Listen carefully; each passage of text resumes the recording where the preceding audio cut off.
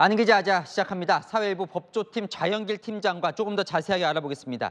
이 부분이요, 지금 새로 나온 내용이에요. 그래서 조금 더 살펴봐야 하는데 대선 국면에서 허위 보도가 또 나왔다. 그런데 이번엔 녹취록을 만들 때 국회의원 보좌관이 연기까지 했다. 지금 이런 의혹입니다. 네, 맞습니다. 검찰은 오늘 이재명 대표의 최측근인 김병욱 의원 보좌관 최모 씨의 국회 사무실과 주거지를 압수수색했습니다. 지난해 대선에서 이재명 대표는 윤석열 대통령을 향해서 대장동 몸통이라고 했습니다.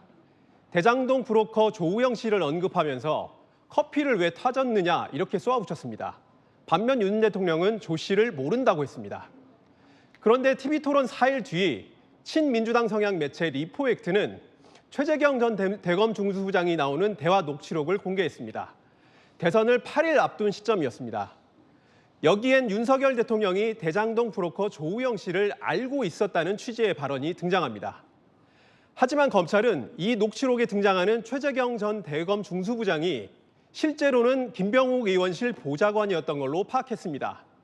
윤석열 후보의 과거 상관 행세를 하면서 가짜 녹취록을 만든 겁니다. 자, 그러면 녹취록에 등장하는 그 최재경 전 중수부장, 당사자는 뭐라고 하는지 직접 들어봤죠? 네, 오늘 압수수색 직후 최재경 전 중수부장에게 연락을 해봤습니다. 최 전 중수부장은 자신이 등장하는 녹취록 보도를 엉터리라고 못 박았습니다.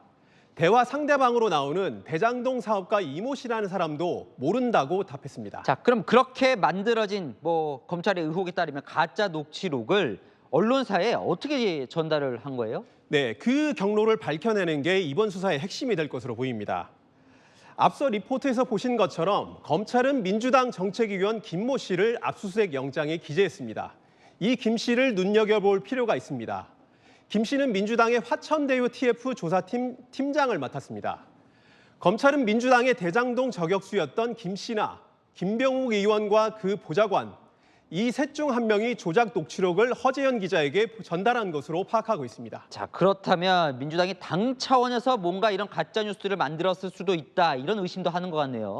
네, 맞습니다. 검찰 관계자는 취재 과정에서 전달 과정을 파악하는 게 이번 수사에서 유의미하다고 볼 수 있다, 이렇게 말을 했습니다.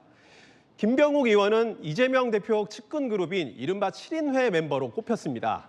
대선 캠프에선 대장동 의혹 TF팀 단장을 맡았습니다. 앞서 말씀드린 것처럼 가짜 녹취록 전달책으로 거론되는 정책위원 김모 씨는 화천대유 TF 조사팀장이었습니다. 검찰이 이번 사건을 대선 개입 사건으로 규정하고 배후 세력을 밝히겠었다고 여러 번 공언을 했었습니다.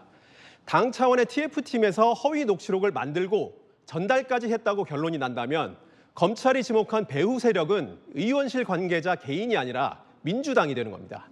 하지만 민주당은 이번 수사에 대해서 어떤 입장도 내놓지 않고 있습니다. 조금 더 지켜봐야겠군요. 잘 들었습니다. 좌영길 법조팀장이었습니다.